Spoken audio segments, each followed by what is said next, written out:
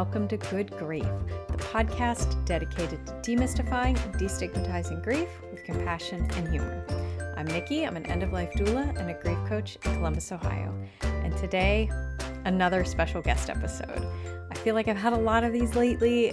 Most of the season has been guests, and that is just because I've been meeting with the coolest people that I just had to have on the show. I've got more recordings coming too that I'm super excited to make into full episodes just for you. I will have some solo episodes again, I promise. But I was so excited to reach out to this individual, and I reached out to her and she was so happy to be on my show. I tend to reach out to people that I find online or wherever that I think might have a great story. And I hear back from maybe 10% of them. And this one responded almost immediately. And she was so excited to come on to my podcast and talk all about what she does and her story. And I can't wait for you to hear this episode with Edy Nathan on sexual grief. So that said, there is some talk of, it's not all about sex. I promise this episode is not PG-13 rated. Although there are some references to sexual abuse, so if that is a trigger for you and you're uncomfortable with it, no offense if you want to skip this episode. I totally understand. It is just a couple brief mentions. It's not the topic of the whole podcast, and the whole thing isn't about sex. However, it is talked about a bit. So maybe this is one. I don't know how many people are listening to this podcast with children in the room, but maybe this is one you might want to have your headphones in. Okay.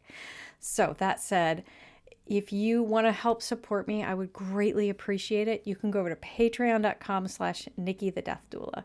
For as little as $1 a month, you can be supporting me for a little bit more. You can get early access to this podcast. You can get affirmations in your mailbox. You can follow me over there for free and you will still get some great content.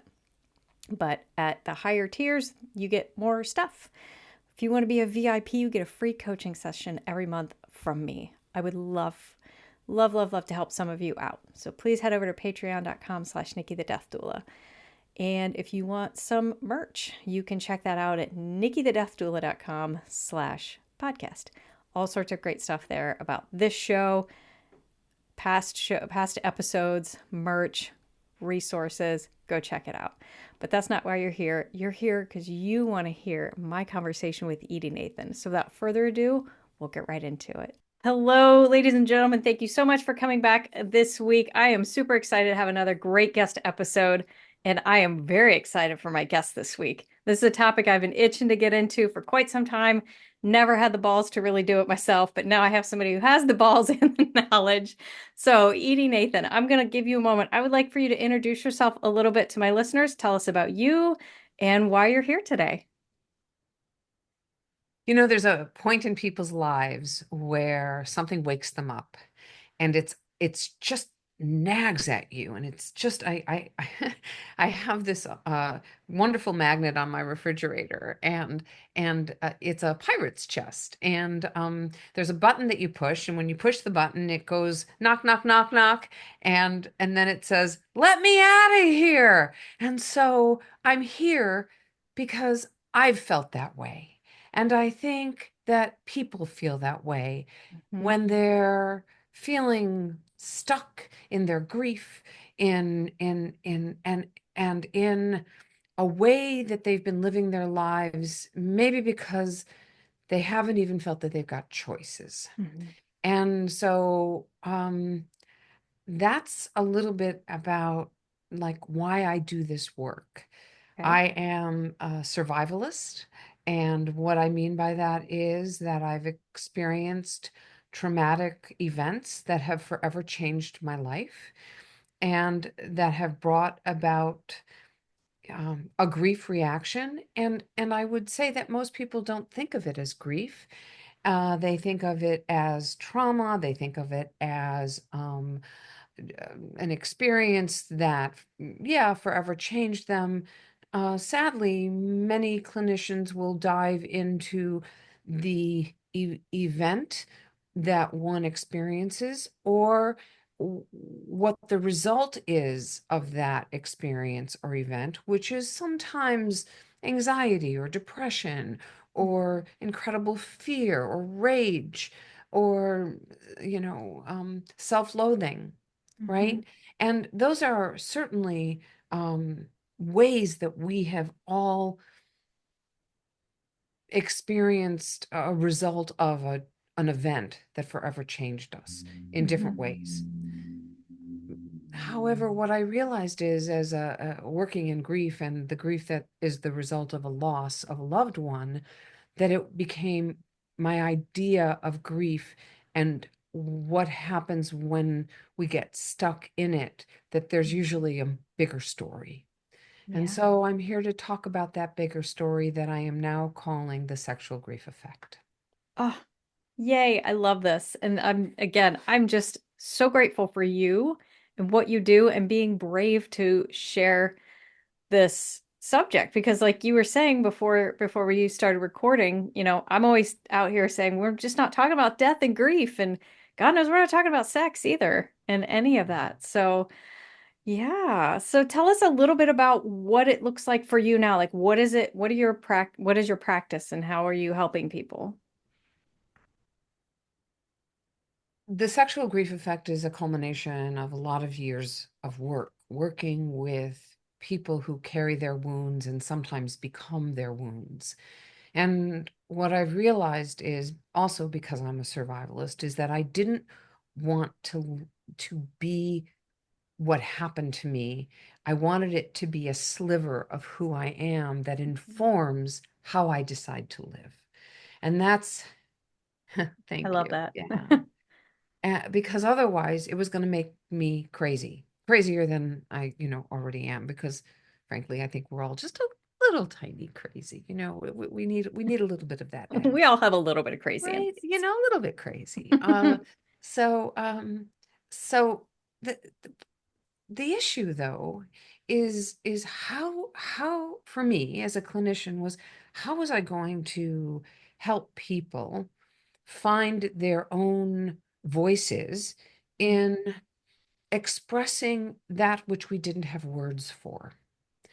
And I'd been working. I'm a sex therapist, and my governing body certifies me as a sex therapist, and I'm a clinician, a psychotherapist, and I'm also very much into the spiritual world. And how was I going to combine them all Mhm. to talk about? First it was grief, and then as I was doing more and more work within the sex therapy arena, Mhm. I realized how much grief was there. Mhm. Not And when I talk about sex, I'm not talking about doing it. I'm Right. not talking about, come on, let's go on a date and let's get into bed. Right. That's not what I'm talking about. Mhm. Because though there can be grief there, and I will talk about that kind of grief, the grief that I'm talking about, the sexual grief, actually is about what happens in the brainstem when there's been a sexually traumatic predatory event. Mhm. And I'm going to let your listeners figure out for them what that might mean. Yeah. I don't have to label it, I Mhm. don't have to name it, because a predatory event can be different for everyone. Yes. What I can tell you is that I think about 1 in 3 women are affected by this, and 1 in 6 men are affected by this. Mm. And a predatory event can also be a developmental hit. Okay. The unwanted child can Mhm. be affected by a grief. When they come into the family and they see their other siblings perhaps being well treated and they are not, Mhm. or the child who is bullied and they have such low self-esteem that it affects their ability to be intimate, to learn, to feel self the to have the ability to self-care. Yeah. If a woman who is getting her menses doesn't know that she's getting them and she thinks she's bleeding to death, sexual grief shows up.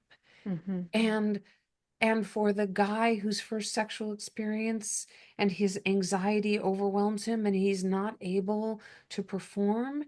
sexual grief comes up. Yeah. So, and aging, women in menopause, men who are taking medication, I can just, the list goes on. So, Yeah. what is a predatory event? Yes. Do we get hurt by those events? Absolutely. Mhm. And the sexual grief is not only a result of that, but also these developmental hits. Yeah. And the way that I define sexual grief and the sexual grief effect is that it's a natural response to a sexually traumatic predatory event or a developmental hit. Mhm. Yeah. Yeah. And there's so much in there. With so much in everything you just said that I wish we had like 4 hours we could unpack all of it. But we're limited on time. But first of all, I keep toying with the idea and I still have to come up with an outline. I've been wanting to do an episode on menopause and loss of sexual function. So I kind of was hoping to get a little bit of that into this episode with you as well, because I'm personally premenopause right now. I've been very Okay. open about that. And there's been a lot of Thank you. personal grief I'm going through right now with changes Yes. to my body because, Yes. oh my God, it's a completely different body than it was 4 years ago. And I don't know what to do with it. I don't know how to live in it. And it's uncomfortable. It feels weird to me. So there's just not having the same body I did 4 years ago has been so difficult for me to navigate the world. And it's been a grief. I That's right. grieve That's right. for the body I used to have, That's right. physically and non-physically, chemically, hormonally, everything is just completely different. That's right. And so thank you for even mentioning that too, but also the grief that comes with any type of sexual trauma, be That's right. it physical, emotional, mental, spiritual, any of that is we don't talk about those things. We might have a little bit of advocacy for people who might be a victim of sexual assault. And, you know, for women, way more than for men. There's very little resources out there for men. And I can't imagine the grief that men must go through who are victims of something Thank like you. this. Thank you for saying that.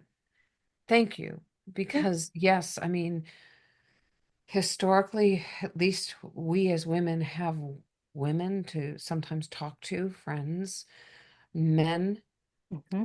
not as much. Yeah. And men are lost Hmm. in this conversation too often. And the when all of the information started to come out about the abuses that were suffered by the men under within the church and really Hmm. within some other religious factions. Sure. Okay, I'm Yeah. not just going to talk about the church. People who are in power, okay, and who abuse and use their power to abuse. Yep. And sadly, though, these little boys who grew up into men and were affected by a sexual grief that impacted their senses of self, that impacted their personal identities, that impacted social and sexual identities. Hmm. And and and anyone who has that theme of having survived a predatory event Hmm. absolutely goes through what I call self-loathing. And the Yeah. idea here is we move from self-loathing with this protocol that I've developed into liberation and then love. Mm-hmm. And when you were talking about menopause, I don't want to lose that thread because you are in a different body. Hmm. The hormones you are experiencing are unlike any other hormones or lack thereof Yeah. than you've ever experienced before. Hmm. And the loss and the grief of having your body change, of having your desire change, and for anyone out there, for sex being uncomfortable if you are sexual, for sex even not even just being uncomfortable, but hurting and Hmm. not knowing what to do, not knowing how Yeah. to express it to your partner. So Yeah. instead in a partnership or otherwise, there is a shutting down, Hmm. and there are no words often to Yeah. express that which is going on. Yeah. I talk a lot about menopause. I think it's incredibly important. And the Yeah. same thing for men. Men will look like they have lost their desire when indeed they are experiencing some erectile issues Hmm. that are m- often cause a man to feel that he has lost his masculinity and Yeah. he has lost his sense of self. Hmm. And so then we've got two people together who are both feeling Yeah. individually and not sharing it, that Yeah. they have a sense of incredible loss. Yeah. And there's shame around that, which I Yes, feel is where the grief comes into play because I'm very lucky. My husband and I have great communication. We are very open with each other and we are not afraid to talk about the difficult things when we need to. It's not that's always wonderful. comfortable. I'm not gonna say it's, No. kittens and butterflies over here, but we can at least have those conversations. Yeah. There's so many people that don't. And then when one or the other can't perform or is just having discomfort or straight up pain or it's just not happening, there's so much shame with that. And the tendency to withdraw and say, well, I'm broken.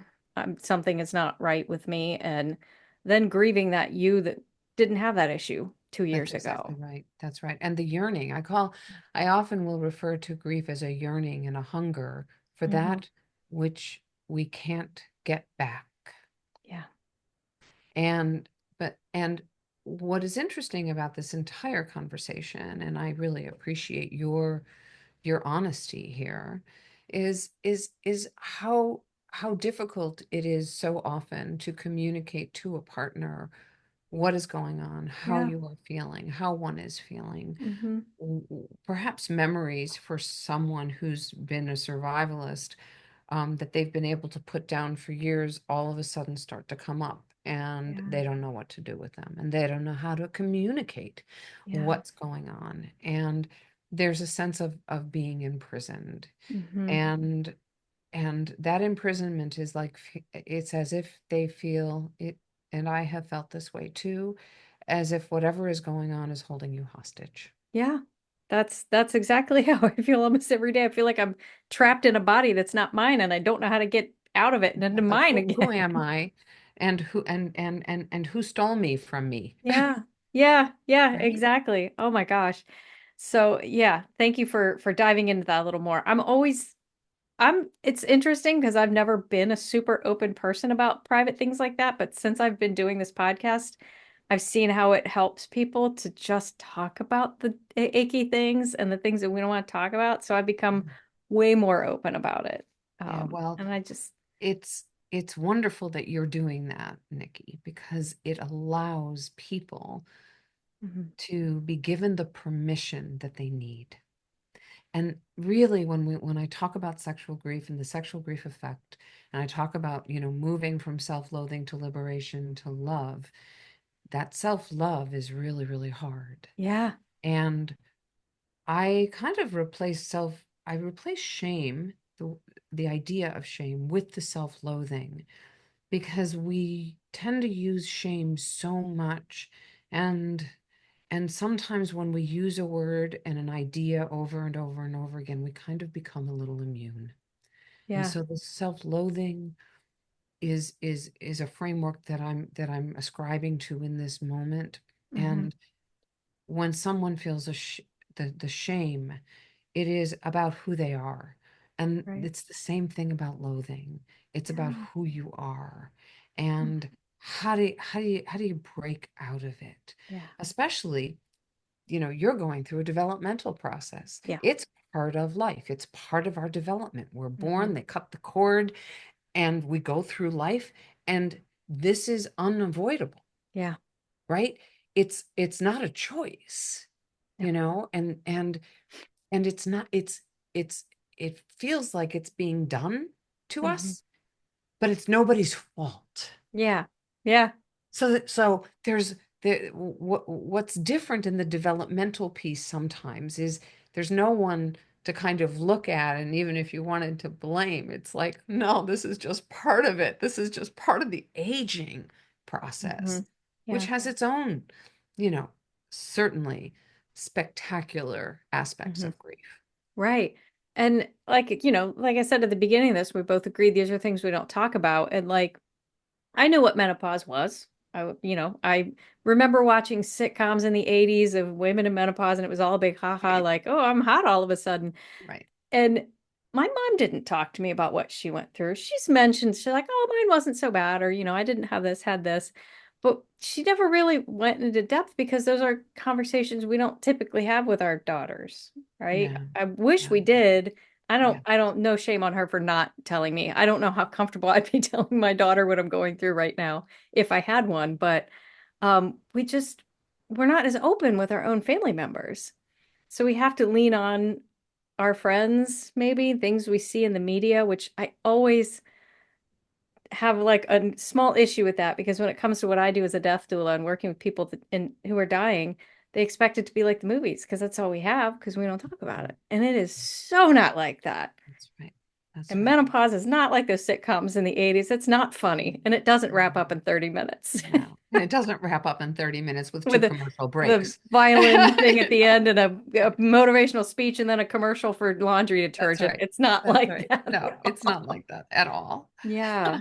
Not at So all. Not at all. I wanted to touch briefly on something you mentioned earlier about something that I always impress with my clients that I work with who are grieving is having it be a part of me and not all of me. I think you use Mm, a slice of me. yeah. And Yeah.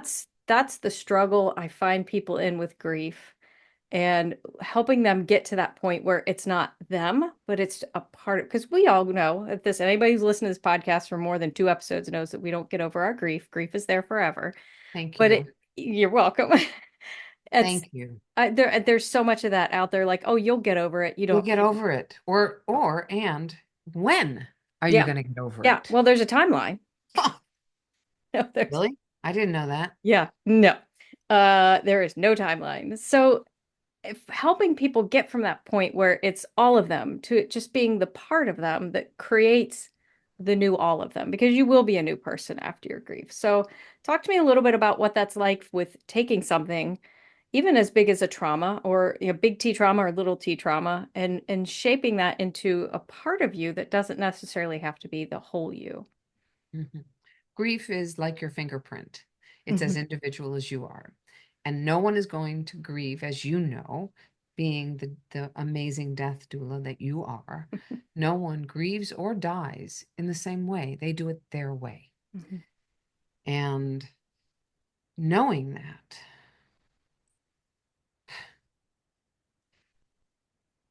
there are lessons, Yeah.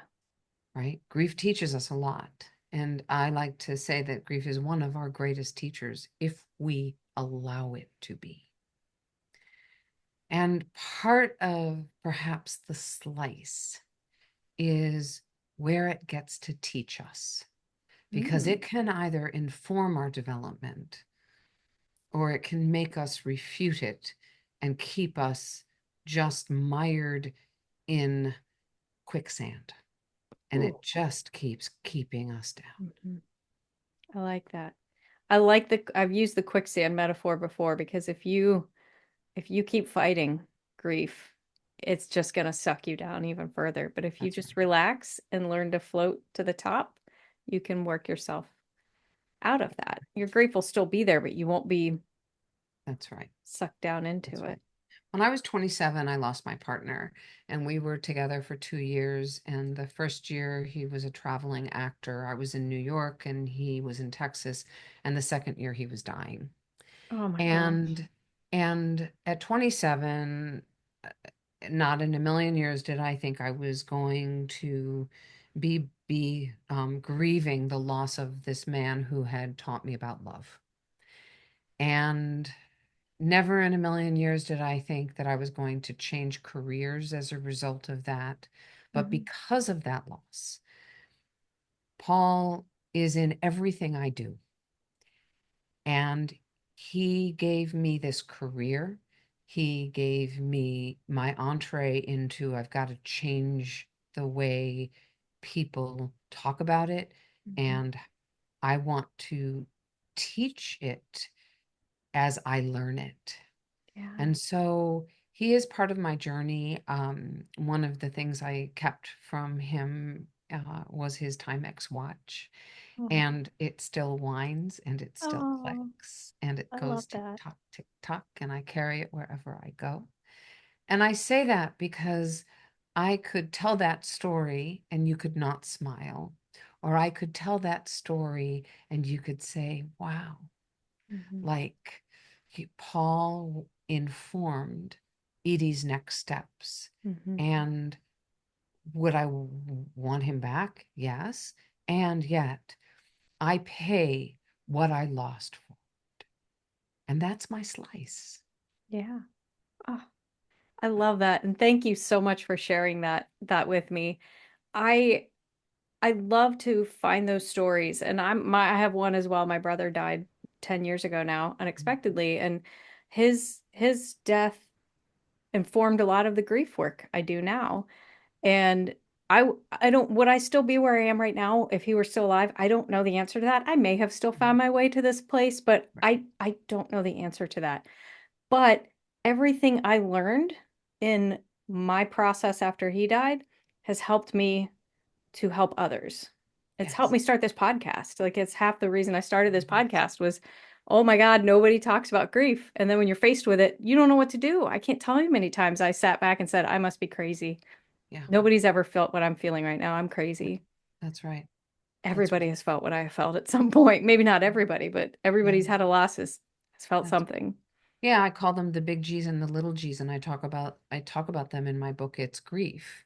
Mhm. And the reason that I titled my book It's Grief and the subtitle The Dance of Self-Discovery Through Trauma and Loss is because it is about learning the self. Mhm. And what grief does is, if you allow it, it can be the teacher that says, okay, so who am I and how am I going to learn about this new self in my grief? And how can I be my best self ultimately Mhm. while I walk with the grief? Oh, I love that. I love that. How can I be my best self while I walk? Oh, that's a good one. I love Thank that you. quote. Thank you. Thank you. Yeah, Yeah, because you do walk with it. It's there with you for the rest of that's your right. life. No That's matter right. how, whatever time you have left, it's still there with you. It's still there with you. And Yeah. grief is kind of like anxiety. So, with anxiety, if anybody's ever had anxiety who is listening, or you, I certainly have had my Oh, I have. Oh, yeah. share of anxiety, big anxiety, anxiety that didn't allow me to walk outside my front door. Mm. And I just kept trying to push it away and push it away and push it away. And you know what happened when I tried to push it away? It got bigger Hmm. and bigger and bigger until it was like I had a 1,000-pound gorilla that I was dragging around with me called anxiety because I Hmm.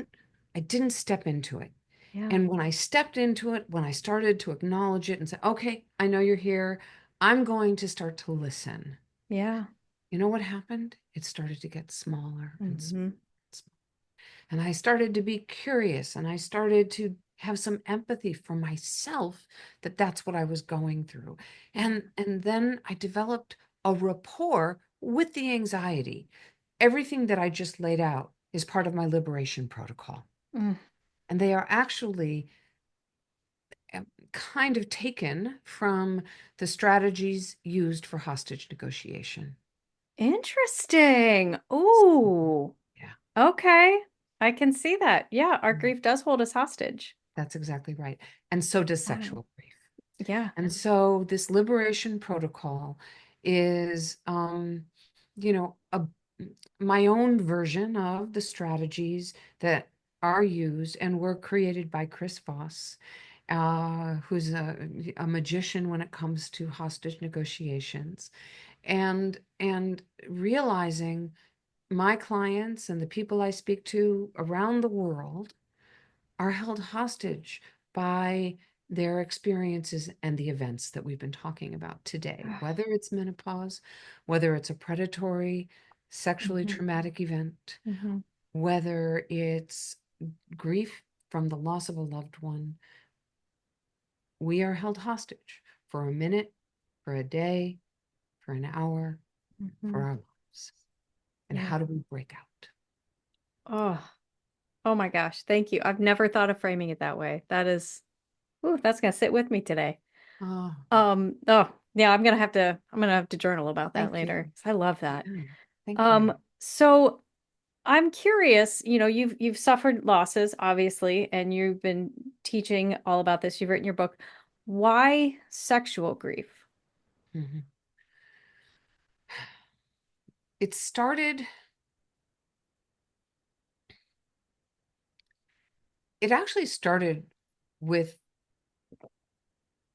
clients who were grieving, and it was 2, 3 years down the road, and the grief was unrelenting. Okay. I don't expect, as you know, we've talked about this already, the grief to be over. But I Right. do have a belief that there's a point where we negotiate with the grief, and the grief is part of us, but it's not overtaking us to such a point that we're still not getting out of bed. Hmm. And when it's that complex and that complicated, barring that it was multiple deaths, barring that it was multiple suicides, or it was a suicide that was done in front of you, that's a whole different thing. Okay. Yeah. So I want everybody to understand that I'm talking about, it was an aged parent, and it doesn't matter if you expected it, but it was a loss, and Yeah. that it becomes more and more complicated. And of course, it can take a while for someone to open up about an abuse or about a Right. predatory event or about being neglected. Hmm. Okay. It can take a lot of time and trust. Hmm. But eventually stories began to come out, and it was consistent that the people who were dealing with their intractable grief that was not letting up at all had a secret. And the secret usually was around something developmental or predatory that had happened. And that's where it Mhm. began. Wow. Oh, that's so fascinating. Ooh, now I kind of want to dig into my own past here. No, wow. Well, and thank you for what you do.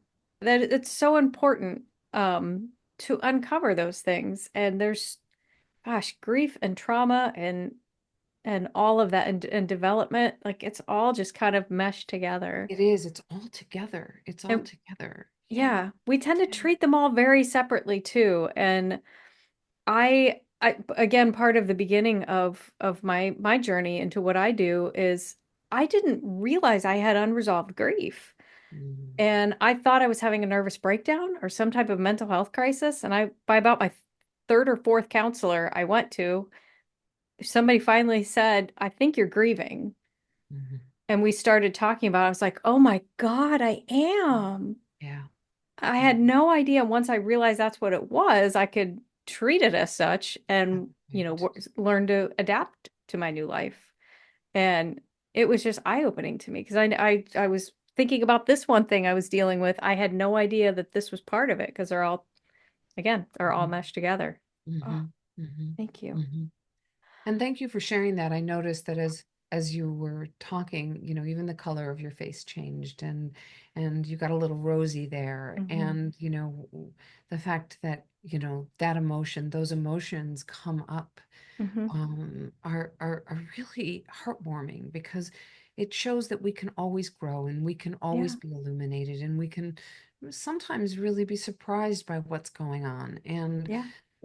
my lens, I start with grief. And Hmm. usually I don't even want to know someone's story. My arc is, what are you yearning for, or what are you hungry for? Yeah. Because what are you yearning for is really asking, what are you grieving? But if I say, what are you grieving to someone, they're like, well, what do you mean? No one died. But if I say, well, what are you yearning for? Yeah. What's missing? Hmm. That's a different question, even though in my mind, I'm really asking about grief. Yeah. Yeah, that's another part of me getting here was learning the term disenfranchised grief changed everything for me Hmm. because I had a falling out with a very, very dear friend I would consider practically a sibling to me. And that person was no longer in my life for a lot of different reasons. And it never occurred to me that I was grieving that relationship because we weren't dating. It wasn't a romantic or sexual relationship. It was just a friendship. But oh my gosh, it never occurred to me to grieve that. Yeah. And when I Yeah. heard the term disenfranchised grief, I was like, oh, and then all all these other things like, and this I know, and this, and oh, all the things I realized I was grieving that I didn't know I was grieving. Yeah. Yeah. And so it's kind of a great little exercise to create a mind map and put grief in the middle of that mind map and Hmm. offshoots. And from those offshoots, where might grief exist? Okay, so loss of loved ones, that's one offshoot. Hmm. But what are the other losses? And they can be minute. Yeah. They can be, I mean, tiny, tiny, okay? Loss of a relationship, a divorce, and not getting that job, loss of a Yeah. home. Yeah. Those are absolute losses. Hmm. Stress can create a lot of grief. Our Yeah. frontline workers, social workers and nurses and doctors are dealing with grief Yes. all of the time. Hmm. And it might be because they weren't able to help the patient they wanted to be able Yeah. to help. Mhm. Yeah. There's another under-recognized one. When I visit nursing homes to talk to them about what I do and my services, I always ask what do you have in place for your staff to deal with their grief? And every time I ask that, I get blank stares. Like, are Yeah, you supporting your staff with their grief? And yeah. no one does No, because they no, just assume it's a job, but it's not. You know, no, that's right. Like I was in the same corporate job for 16 years before I quit to do this, and I miss my coworkers. They became like a family, right? And if Sure. you're working with the elderly or people at end of life, they are going to die and they're not going to be in your life anymore. And even though it was at your job, that doesn't mean you didn't have a connection to them. That's exactly right. That's So exactly right. And we are talking about disenfranchised grief. And I don't know if, in terms of your listening audience, if they know what it is, if you've spoken about it here on your program. I have, but we can always talk about it again. Okay.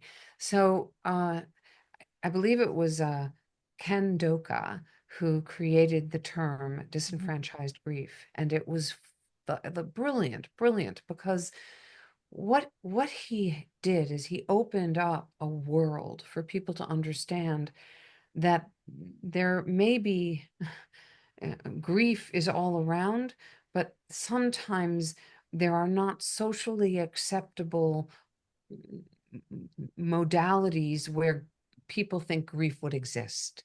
Like, Mhm. what you mean you lost your pet, so you're grieving, really? Or the job loss, or a surgery, or the loss of a limb, or the loss of taste buds, you know, menopause, having to go on medication, realizing that you're a diabetic. Yeah. These are all arenas Hmm. where there's disenfranchised grief. Yeah. Yeah, and that's you mentioned the medication one. My husband recently, in the past year or so, found out he has very high blood pressure and he'd start taking medication for that. And he's still upset. He's like, I don't want to have to be beholden to a pill to keep myself alive. Yeah, And he was obviously has some grief around like he can't just live without pills anymore, you that's know? right. It seems so Yeah, little, but for him it's big, that's right. For him, it's big. For you him, know? it's big.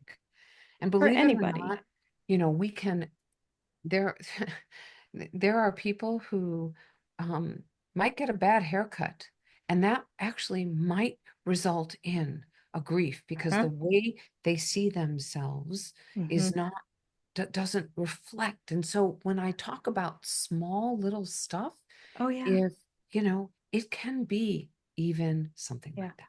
Yeah. I always tell people I end every episode with your grief is yours, your feelings are valid, and grief doesn't always have to suck. But your grief is yours. And whether it's a bad haircut, that's okay. You Yeah, grieve it. Grieve that's right. it. That's right. That's right. Screw what other people Absolutely. think. Yeah. I'm right there with you. Yeah, I Yeah. love it. All right, so I have a little tradition on my show where when I get towards the end of the episode, I pull a random card out of the death deck and I will read it and you will answer it and then fair's fair, I will answer it too. So I don't know Okay. if you've ever seen the death deck before, but obviously a very large deck of cards with conversation starter style questions around death and dying. So, Okay. Wonderful. um, okay. Ooh, I actually just had this conversation with somebody the other day. So, timing wise, what would be the best way to die? A, instantly without warning or pain. B, with 3 months of a diagnosis, uncomfortable but able to do the last few things. Or C, after a year of terminal illness, in pain, but time for my family and me to prepare. Whoa. I know, it's a big one. And you can make up your own answer too. I don't think I'd want a year hmm because that would feel just way too long. And watching people wait hmm would feel hard. Yeah, 3 months doesn't feel long enough. no. So I might want 6 months. Yeah, And I definitely wouldn't want it to be like a car accident, right. just because I know what it's like to be on the other side of that hmm Yep. as a member of a family that has experienced something Yeah. like that. So I give a revised answer because you gave Okay. me permission to do Yeah, so. And, absolutely. give me 6 months so Okay. that I can maybe be in pain the last two, but I'm also not watching people wait. And I get 4 months to write letters and Mhm. leave little gifts Yeah. and make sure that my loved ones are taken care of. Yeah. And my answer, like I said, I just had this conversation with a group of people yesterday because somebody in my life was recently told 3 to 6 months left in their life. Mm, And we were discussing, like, how would you feel about that if that were you in that situation? And um, you said something that is similar to how I feel too. Personally, I would kind of prefer to go instantly and not know it's happening and just have it be done. But mhm. I would never want that for my family or the people around me because, again, I too have been on the other end of that, of seeing somebody die unexpectedly, and it's traumatic. Yeah. I would love for everybody, all of us, to just have that opportunity to say goodbye, wrap up all the things, and I think somewhere 3 to 6 months would be plenty for me. So So you're I've in line. yeah, I've my paperwork's done, all my stuff's together, and I'm one of the since I've been doing what I do, I've been learning to either let things go or bury hatchets where I can so I don't have those grudges that are just stuck in me that I'm gonna have to worry about. Right. I would love to get one last good like world trip in or something, go Hmm. see Hmm. Europe or do a Hmm. little travel before I get too sick to do it. So yeah. That's it. I'm right there with you. That's how I would answer. Awesome. Edie, this has been Awesome. amazing, but I want you to take some time here. Tell my listeners where they can find you. Tell us about your book and all the things. Absolutely. So you can find me on my website, which is edynathan.com. And I'm a blogger for Psychology Today. So you can absolutely just put in my name, Psychology Today, and you can see, I don't know, I've got 3 or 4 years of blogs there. And a Substack, which is just Edy Nathan Substack. And if you when go to my website and you put in your email, you'll get a free gift. And I think you might even have a choice of a couple of gifts, a chapter from the book. And the book right now is It's Grief, the Dance of Self-Discovery Through Trauma and Loss. Ooh, And I also have a journal that I just put out, and it's the It's Grief Journal. And there are the same three prompts in on every page. It's for 3 months, and it's where you stuck, who are your allies, and what's the metamorphosis you're looking for. And at the back of the book are 4 pages of emotions, because when we are grieving, it's very hard to be able to say, this is what's going on for Mm. me. Yeah, So what's good is that you don't have to think. You can just go to the back of the book. I love that. The new Yeah, book, I'm looking for a publisher. If anybody knows a publisher who's interested in taking a chance on brand new topic. Right now, my working title is Dare to Live, Liberate the Self from Sexual Traumatic Experiences and Learn to Thrive. I like it. I love it. Thank you. Yeah, thank you. And I love the journal. And yes, when you're grieving, when somebody asks how you're feeling, that is an impossible question to answer. That is so true. I give people similar lists. I'm like, here, when somebody asks you how you're feeling, you can just point. You don't even have to say it, or at least you have this as a guide. Be like, I think I'm feeling ennui today, That's you right. know? So anyway, Edie, this has been lovely. I can't thank you enough for coming here and sharing your knowledge with my listeners and all about your book. I'll have the links to everything for Edie stuff in the description so you can check that out. So Edie, thank you so much. Thank you so much. Okay, another huge shout out and thank you to Edie for taking her time to chat with me, tell us all about her work, her history, and share this so important subject with you all. I hope you enjoyed it.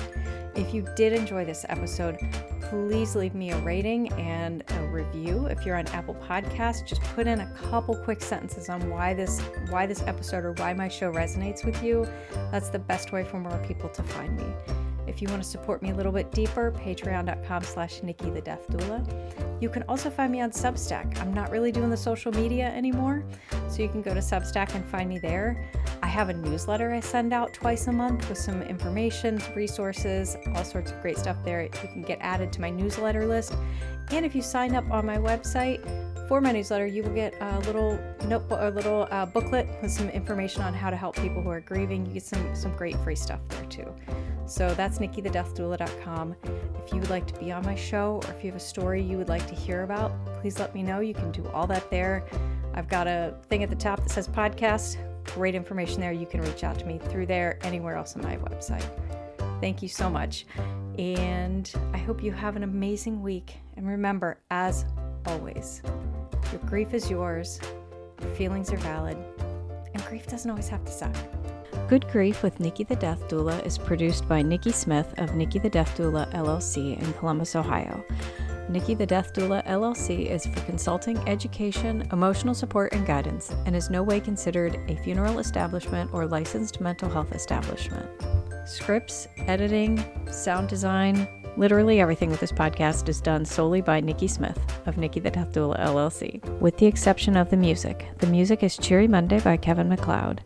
Licensing information can be found at filmmusic.io.